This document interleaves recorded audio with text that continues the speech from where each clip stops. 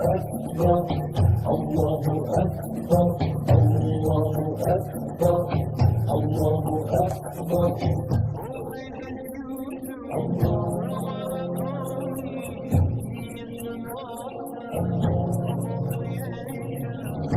praises due to the one and only.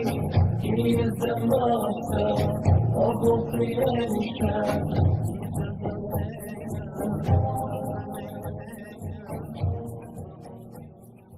My name's Alexandra, and I live over sort of between Shepherd's Bush and Fulham and Hammersmith, some Shepherd's Bush Hammersmith area.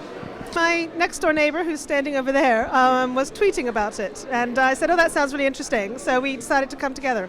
And it was a great opportunity to just come and you know, meet people and talk to people and just be ordinary about something which is part of everyday life. My point of view, I'm not a particular believer as such. I think I'm a humanist, if I'm anything.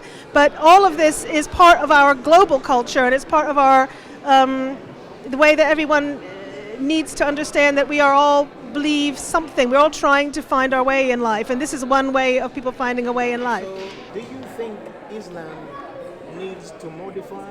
Or it can't be modified. It can't be modified. No. Because who's going to modify Islam is going to continue. Who's going to modify it? Well, that's what I'm saying. Because if God sent it down, and in the Quran it says the religion is perfect, now it's up to you to adjust yourself to comply to the religion. What is the connection with Al-Manaar Mosque? So let me start here. They invited us to come and speak at this event today to share a little bit about our group, which is RBKC Refugee Welcome Committee.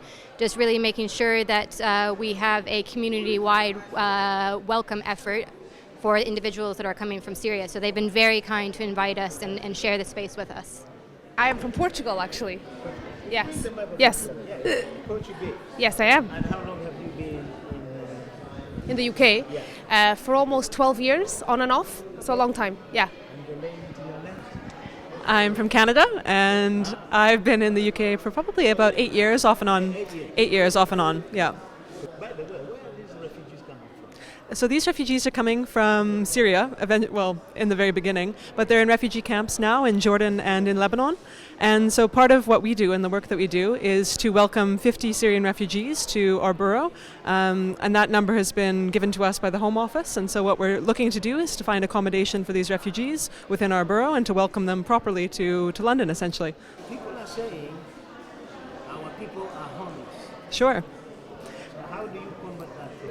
So that's a really big issue that you've raised, which is really important. And within our borough, we are not taking any of the housing that's allocated for the social services, so that's on an independent register. And the difficulty is that it's really difficult to find essentially free homes that people are willing to rent. So what we're doing is reaching out to local landlords who might have a property to rent, and they're compensated at a local council rate. And we're just hoping they want to rent for a charitable cause, essentially. Okay, refugees are from all over the place. Absolutely. So why did you choose Syria in particular? So we are a volunteer group of citizens, and we've made this committee to welcome refugees into this particular borough where we all live. But what's happening is the British Home Office has a bunch of programs related to refugees, and one of these programs is called the Syrian Vulnerable Persons Act, and it makes the UK government commit to 20,000 refugees from Syria moving to the UK with the government's help. Now, these people have been identified by the Home Office as being very vulnerable, meaning they should be allowed immediate access to move with asylum to the UK. And although we think 20,000 is not enough, actually, and it's a really small commitment in comparison to what Canada or Germany or other countries in Europe have done so far, we feel that it's important to hold the government accountable to those 20,000. So of those 20,000, they've actually only 17% have arrived so far, and we think it's really important for individual citizens to help make 100% of that, and to then push the government to accept more people, more refugees from more countries. But as you know, the Syrian crisis has been ongoing for a number of years. There's a lot of people that have family in the UK, that have links to the UK, that want to come to the UK particularly to rebuild their lives and to join family members. And we as a group are committed to helping those people under that legal framework. But you're totally right, there's refugees from a lot of places. Sorry. And just to add on to that, hopefully it will have a bit of a domino effect, that people will see that, you know, the crisis in Syria is really extreme and they want to help out with that, but then they'll realize well, there are refugees coming from other countries as well where they need just as much help. So hopefully it will lead to people opening up their hearts and homes to people from all over the world. Assalamu alaikum. I'm Karima bint Daud, and today at Al-Manaar we're doing the Quranic colouring book, a series of my drawings of foods that are mentioned in the Quran. We're looking at nutrition and using the medium of colour to bring things to life. What do you like about doing these? I like about doing this because like you can get colours and make a rainbow with them. MashaAllah. What do you like? Oh, let's see your picture. Let's see your picture.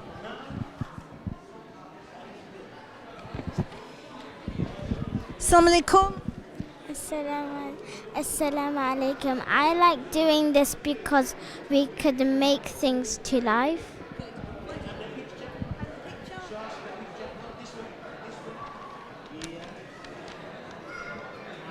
I like about doing this because we get pictures from the Quran and then bring them to life by drawing colour in them. And you're very good at the colours, aren't you? Yeah.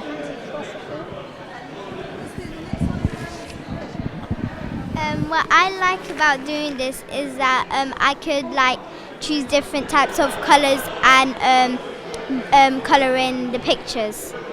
I'm just wondering, Ummi, where do they all get this fantastic colour inspiration from? Because you look very well colour coordinated, mashallah. Oh, thank you. Well, maybe they've got it from me because I love colours so much. And as they are girls, they love colours too. I'm always, as a mom, keep reminding them about that whenever walking, at home, whenever. Yeah, jazakallah khair. It's important for us to learn. It comes through knowledge. So I advise you learn and understand it. You know, we pray 5 times a day generally as Muslims. Yeah, that's how we show our appreciation to the Creator. As well, we fast the month of Ramadan. Maybe you heard about Ramadan and the beauty of fasting the month of Ramadan. And as well, we pay as well the people who are less fortunate in this life. We pay them part of our wealth, which is 2.5%. If you have some enough money in the bag, whatever, then you pay 2.5%, which is £25 in £1,000, which is nothing, but it could make some great thing to someone who's in need. If it was something which was like some other kind of physics, other physics, and that caused the Big Bang to happen, everything that's happened since the Big Bang, I believe, has happened because of natural forces, and so I kind of think that the thing that initiated that, it could be more natural forces or it could be an agent. But if it was an agent, it's not. He has some point. So what we'll do is, like, I believe we can prove it. So what we'll do is, for example, let's just use our faculties, rational reasoning. Yeah. Okay. So let's suppose you go home one day. Yep. And you see a plate smashed on the floor. Yep. Yeah.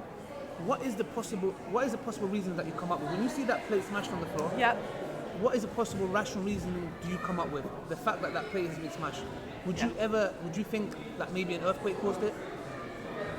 Maybe, if you were in an earthquake zone, if you have a pet at home, is there a chance that maybe it flipped it over? Maybe the pet, yeah. Okay, maybe the pet. Maybe the window was open and there was a strong wind? Yeah. But would you ever come to the thinking that a blue dragon flew through your house and tipped that plate over? No, it would be very unlikely. Okay. But it would be unlikely. You might think it. Yeah. Particularly if there'd been news about blue dragons. So what I'm trying to say is, what we do is when we go home, we use our simple, basic reasoning to the most simple explanation. Yeah.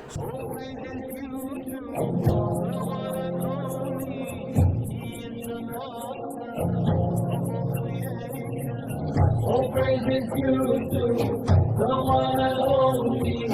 He is the master of all creation.